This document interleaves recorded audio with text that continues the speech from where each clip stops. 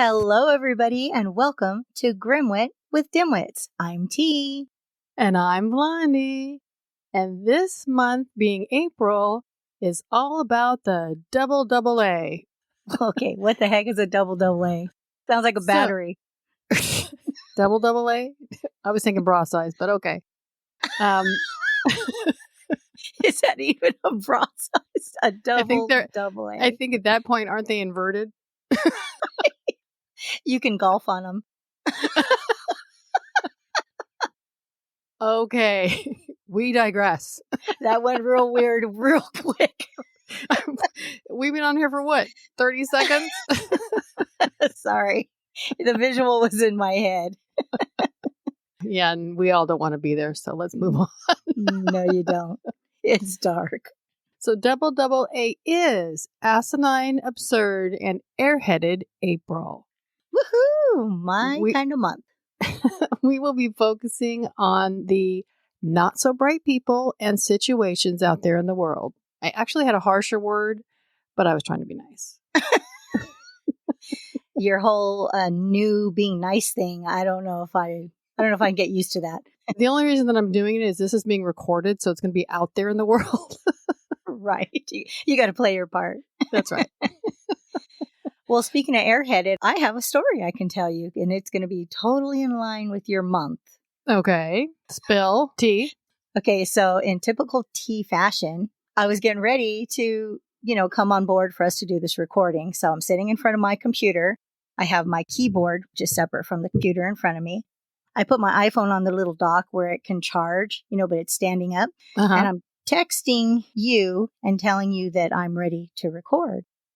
And then I get distracted for a minute and I continue with my text, but I'm doing it on my keyboard and not understanding why it's not working. And then I touch the phone like, why isn't this going? And then I type again on the keyboard. I'm like touching the phone like, what the heck's wrong with you? It was one of those, you're looking for your glasses and you have them on your head the whole time moments. You know what I mean? I was like, exactly oh my gosh, am I seriously this person right now? And to think, I chose you to be my partner. No, I chose you. So that goes to tell you how truly dumb I am. That makes me even worse, I think. I think so. That's funny. You're a crazy girl. It's a pretty dumb moment, but you're welcome. I'm all about it. That's not the only dumb moment I've had lately. So our last episode that we recorded, which is called, shameless plug, Truly Possess the True Story Behind the Exorcist, is not getting a lot of traffic, sister. Gee, I wonder why. The reason I'm saying that it's a truly dumb moment is in my story, I actually talk about how there's so many people, even after 50 years of people knowing about the movie that was made in the story, people not being able to handle even the word The Exorcist without getting the heebie-jeebies. So I don't know how in my brain that computed to, this is going to be a great episode for our show. Because people obviously cannot handle it. Well, I didn't even listen to it. Neither did I. I didn't want nightmares. It was creepy. It was creepy. But I'm going to say, those who listen to it, there's creepy moments, but the true story is in there. I do talk about the real person and even actually give his name. So you do want to listen. It's very interesting. It's not all spooky. I promise you guys. Some, but not all. That's not all pea soup. No, there's a few bacon chunks in there. Oh. A little bonus bacon goes a long way. I'm in a weird mood today. I'm sorry. Yeah. Thank goodness I'm going to be doing most of the talking. Thank God it's a you episode. That's People are like, where's the off button for her? And when I said that, I was pushing imaginary buttons. I have no doubt. But we still hear you. You didn't hit the right one. I'm sorry. Okay, I'm just going to slump into my little corner and let you entertain our listeners. I'm out. Do you hear that applause in the background? No, I do not. As usual. You're too busy typing a text on your computer. Yeah. Stupid phone. You're insane. Okay. Anyway. So, focusing on the not so bright people and situations, we didn't really have to go too far and do much digging to find stories of this nature. And I've heard, and this is true, I've heard many cops say more than once, you never catch the smart ones. That's right. I still ain't been caught. Okay, moving along. Not saying that the smart ones don't get caught, it just takes a little longer. Here we go. Let's get our grim on. Since today is April 1st, I wanted to include only stories that occurred on April Fool's Day. There are a variety of pranks, jokes, and tricks that people love to do even today. But here are some stories of how those jokes didn't exactly play out how they were intended. You know, I'm sad to say that I've never been part of like an epic April Fool's Day prank, but there's still time. Hello? How long have we been friends? Gotcha! April Fools! That's actually a blessing in disguise. Thank you. So it can be over with. Yeah. Phew, that part's over. First, yes, I'm starting April Fool's stories with first. First, the origin of how April Fool's Day started has many theories. One of them is that the day originated in 1582. Historians believe that when France switched over to the Gregorian calendar, it changed New Year's Day from April 1st to January 1st. Now, taking into consideration this was in 1582, getting news was not like it is today. Going to the TV, looking it up on the internet, or your phone, it did take time for information to reach everybody. Yeah, I mean, the Pony Express wasn't even a thing yet, so I imagine it was just carrier pigeons at that time. And that really only worked if there wasn't any little old ladies in the park with some stale crackers. So April 1st rolls around, and those unfortunate souls that didn't receive the memo of the new calendar begin to celebrate the new year, which also meant they started off the year as the butt of jokes and pranks. One of the gags was paper fish being glued onto their backs because fish are so easy to catch. Although I've never heard of this, people still call those who are gullible and easily fooled as fish. I guess as long as you don't smell like fish, being called one's okay. It's kind of funny. So speaking of fish, I love Ted Lasso. We just watched it again, and there's an episode when the team lost, and Ted says, be a goldfish because they have short memories. I love the Ted Lasso words to live by. That's cute. He's funny. Do you think you can be scared to death? I would say maybe if you have a heart condition or maybe older, but not a young woman. In 1896, in Tennessee, lived a newly married couple, the Aarons, and they had a farm in Nashville. The husband's name was John, so yes, that makes him Farmer John. Perfect. But John was known to be a crazy prankster, so he decided to play an April Fool's joke on his new wife. John dressed in his grungiest clothing and a creepy white mask. He went to the front door of his house, knocked, and when his wife answered, he said, I'm homeless. Let me come in. Cook me a meal. She immediately passed out. As well she should. He sounds like the very first Michael Myers. Very true. She was rushed to the hospital, but unfortunately, she passed away. The doctors listed her cause of death as fright. Now, somehow, I would imagine that Farmer John has possibly given up his shenanigans after that. You would hope so. Maybe he's killing pigs that way. What? Scaring them to death instead of slaughtering them. You didn't get it? No, I walked right by it. Farmer John kills pigs. Hello. Oh, yeah. Okay. This is what I call one airhead on top of asinine. It's April 1st, 2002, and two DJs in Kansas City decide to play an on-air April Fool's joke with their listeners.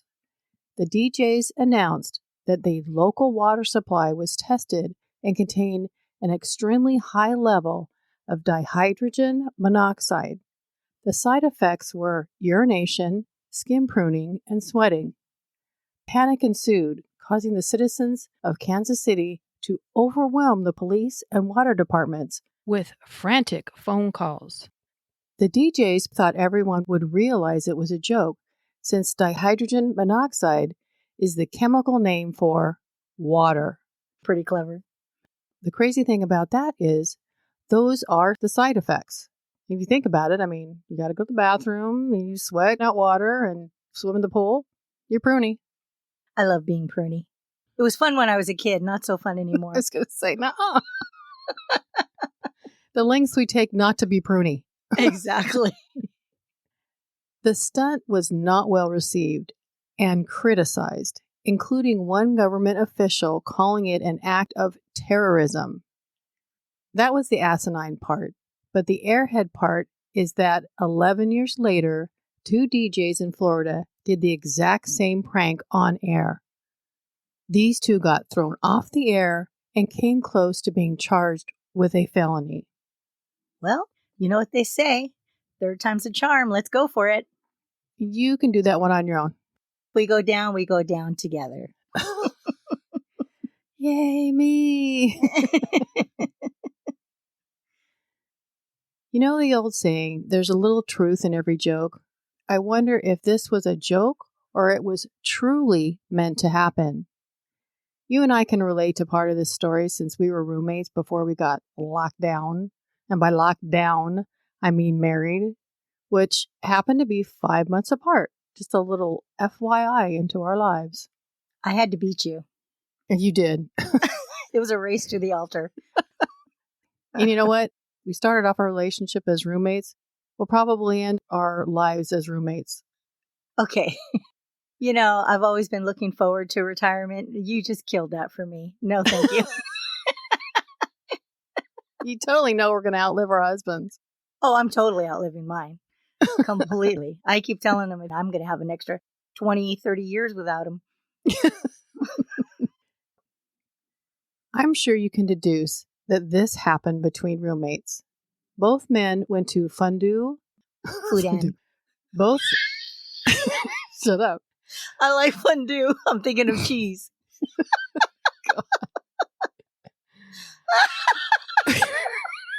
Really? Fondue. I have cheese in my head, the little droppy cheese, and you're sticking a stick in there with God knows what on it. Pieces of pretzel. Dude, where are you? No, I told you my brain is so off the mark today. You said fondue. I know, and I Fudan, and I've said Fudan the entire time. Oh my, it's not the same. Okay, go ahead. Both men went to Fudan University, a medical college in Shanghai, China. Lin Senheo, 28, and Huang Yang, 27, became roommates in August 2010. They were both graduate students. Huang's family didn't have a lot of money, but he had gone to medical school through scholarships and working part-time jobs. He is well-liked and ranked first in that year's medical doctor's entrance exam. This is important for later. Not sure about Lin's financial status or if he was in medical school on scholarships. Over time, the two had had disagreements and weren't getting along. Lin had developed a grudge against Huang. It is said that Lin heard Huang and his friends make plans to pull an April Fool's prank on other fellow students. Lin thought Huang was self-righteous and decided to play his own prank on him. So the day before, on March 31st, Lin had gone to one of the laboratories at the university, gained access, and took syringes of N-nitrosodimethylamine, or NDMA from now on, because I refuse to say that 20-letter word again. I kind of wish you didn't say it the first 12 times. They're only going to hear one. I know. I had to hear it 12 times. On April 1st, 2013, Lynn put 30 millimeters of NDMA into the water dispenser in their shared room. He said that it was just enough to make him ill, and he wanted to test how Huang would react. Huang drank from the dispenser and noticed something wrong. So he cleaned it. Huang's reaction was being hospitalized on April 2nd for vomiting and a fever, then transferred to the ICU the very next day with decreasing blood platelets, liver damage, along with the fever. His declining condition went undiagnosed for 7 days after he drank the water. On April 9th, a friend of Huang's received an anonymous text message talking about NDMA. Personally, I think it was Lynn. Another friend had remembered that Lynn had written articles about the chemical. On April 11th, police found chemicals in the water dispenser. Sounds like he's using the word prank, but he actually intended it to be a legit murder, especially if he had already done research on this exact chemical. Not the brightest star. He did, and this is where there's some truth in the joke comes in. Yeah. 2 days later, after the task force started to investigate, they determined that Lynn was a suspect. The police took him into custody and began to interrogate him. He confessed to putting the chemical in the water. The task force also found on Lynn's computer a search online for murder cases using fatal doses of NDMA. The searches were done from April 1st through April 4th. So Lynn did go to visit Huang in the hospital on April 2nd, but at this point, he did not tell anyone what he'd done or about the chemical. Well, yeah, I mean, I wouldn't either if I was trying to get away with it. Very suspicious. Yeah. On April 16th, 2013, Huang Yang died of acute liver necrosis from NDMA poisoning, causing multiple organ failure. Necrosis is death of body tissue. It occurs when too little blood flows to the tissue. This can be from injury, radiation, or chemicals. Necrosis cannot be reversed. Shanghai police charged the public prosecutor, and they're called something, and I'm not going to say the word because I butcher words. Please don't. We'll all guess. You want to give it a whirl? Procuratorate. Or Okay. actually probably procuratorate. Either way, I'm not saying it. With the arrest of Lin Senheo on April 19, 2013. On April 25th, the prosecutor gave permission to have Lin arrested. During the hearing, there were claims on the prosecution side and claims on the defendant side. At first, it was speculated that Lin poisoned Huang because of trivial daily matters, and he was jealous. This is the part I told you, remember, because he did so well in school and everybody liked him. Mm-hmm. We have the same thing going on, but I don't want to put you on blast right now.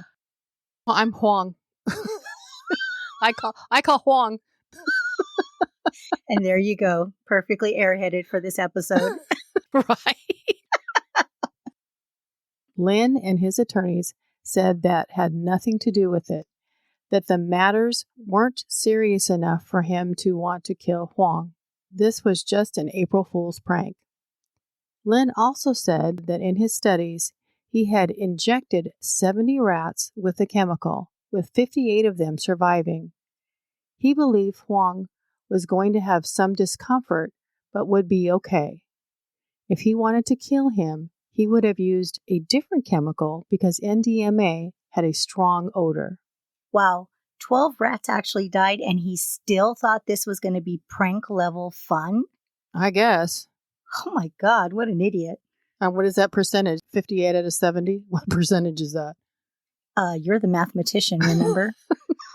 My calculator's not on. Is it ever? Okay, there's a difference between my calculator being on and my brain being on. Okie dokie. The court rebutted that by saying, as a medical student who has knowledge of NDMA and has used it in experiments, that he clearly would have known how much to use and how much would cause liver damage and death. He chose to add an amount that exceeded what was safe, and he knew it would cause death. Agreed. Lin's attorney came back with another theory as to what happened to Huang. They hired a deputy chief from a hospital's infectious disease department who disagreed with a forensic expert, stating that Huang did not die of NDMA poisoning, but that he died from a burst of viral hepatitis B. Reasoning behind this was that the tests of hepatitis B indexes were all positive and the symptoms are very similar to NDMA poisoning.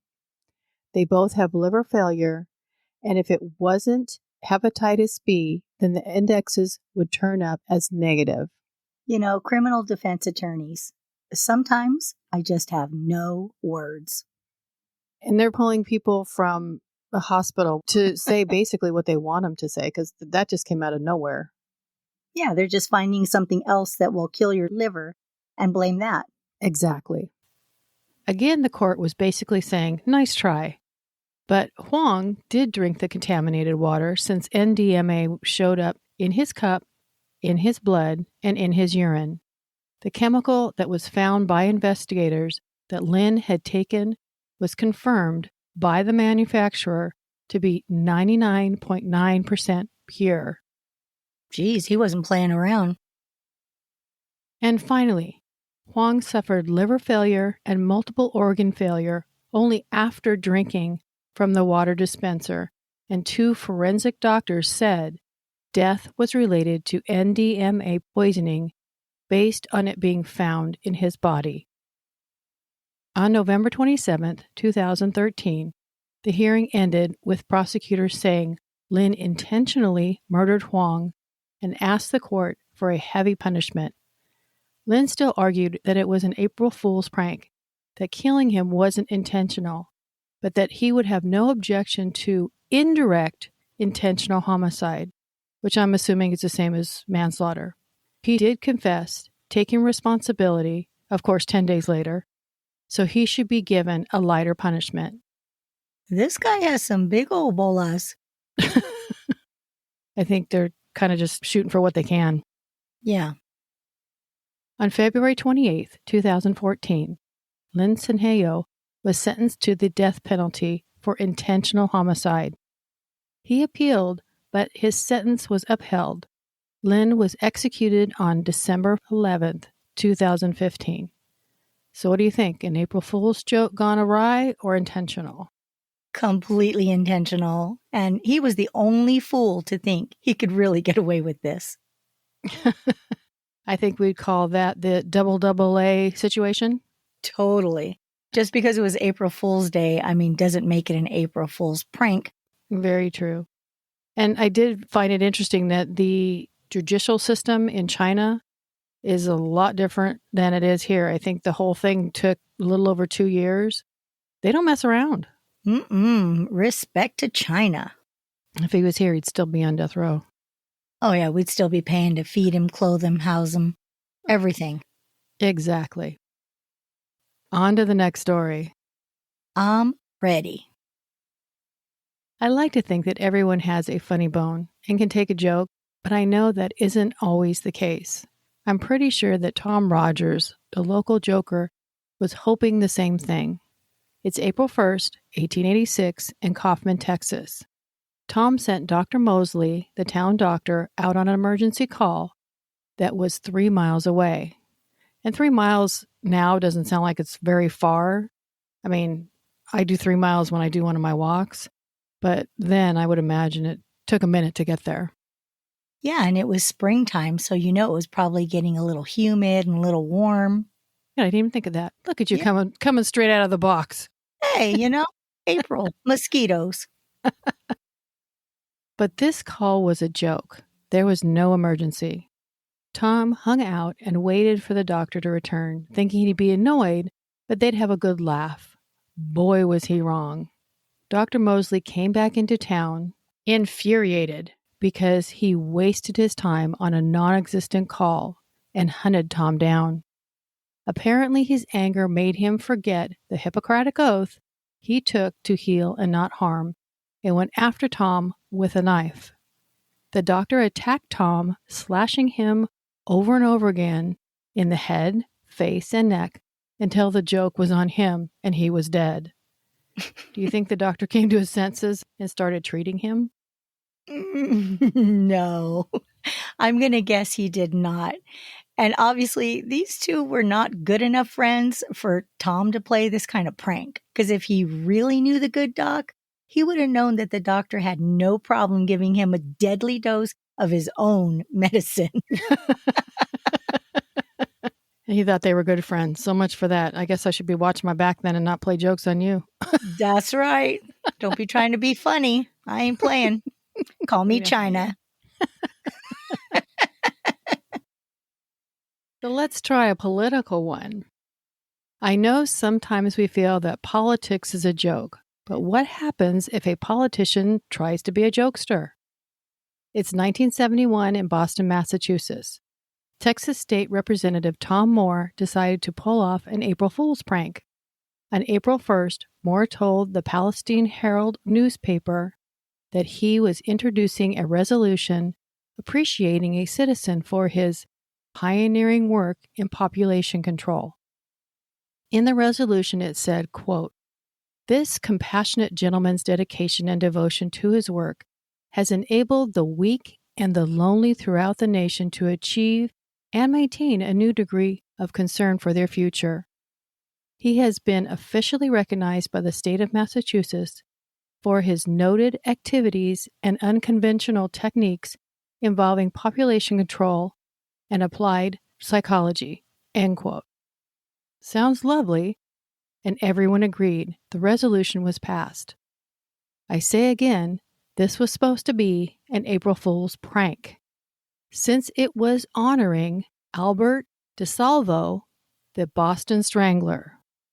In the 1960s, he targeted single women, attacking, raping, and killing them. He murdered 13 women. Oh my gosh. Even as a joke, we're pretty dark, but what kind of dark and twisted humor is this guy into? You know, he should have met up with Dr. Mosley from the previous story. Talk about absurd. It's insane. And it was so well written. It's like he perfectly described the Boston Strangler and nobody got the clue. Even I didn't get the clue. I was like, oh, that sounds lovely. How insane.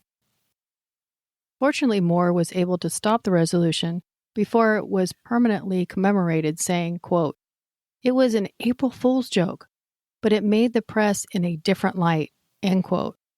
Besides Moore being ridiculed for his stupidity, it also brings up the fact that legislators rarely read resolutions they pass.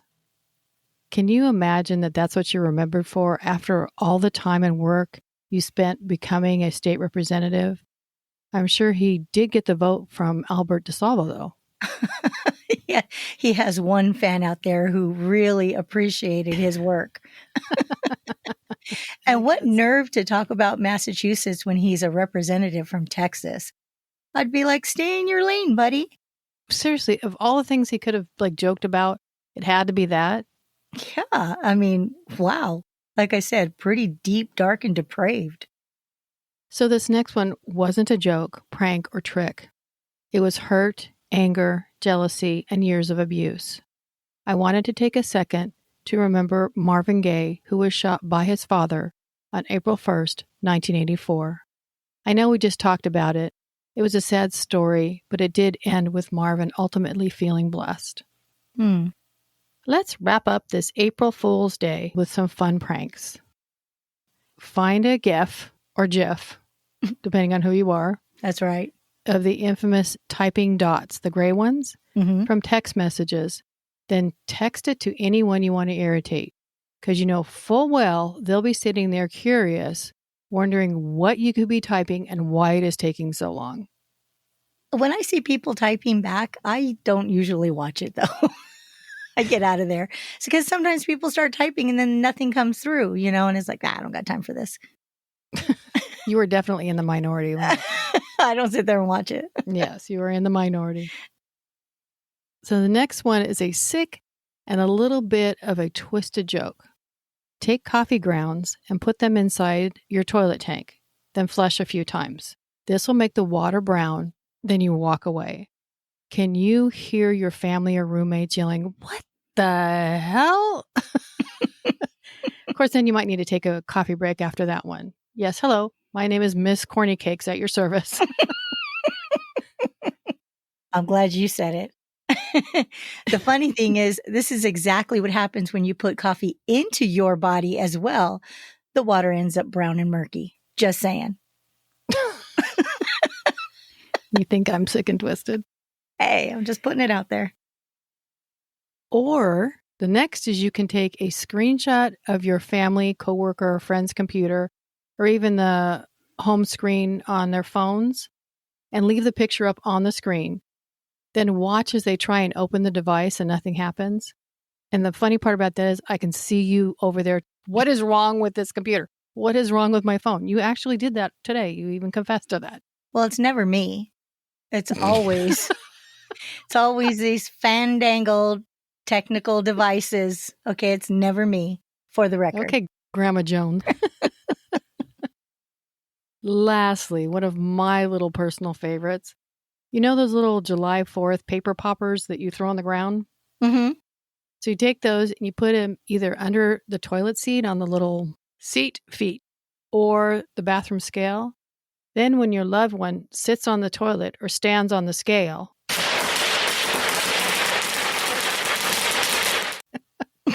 yeah, I'm a little weird, I know. So either way, somebody's going to get something on the scale and something in the toilet. Back to coffee grinds. It's going to be a big bang. That's right. Well, we hope you enjoyed the beginning of our double A month. I enjoyed it. I'm hoping it's going to get even more ridiculous as the month goes on. Honestly, believe it will. Just because we're telling stories. We have faith in ourselves. Exactly. Well, thank you for presenting such an array of ridiculousness. We appreciate it. Thank you. You're more than welcome. I'm doing the whole bowing my head and doing the hand toss thing. Bowing as you bow out the door, exit stage left. That's right. A little curtsy here, a little curtsy there. And we want to thank all our listeners for putting up with all this nonsense. Don't forget to have fun, take care, and let your gramaginations run wild.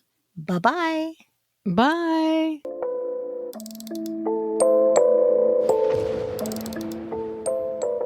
We just want to thank you all for sharing your time with us.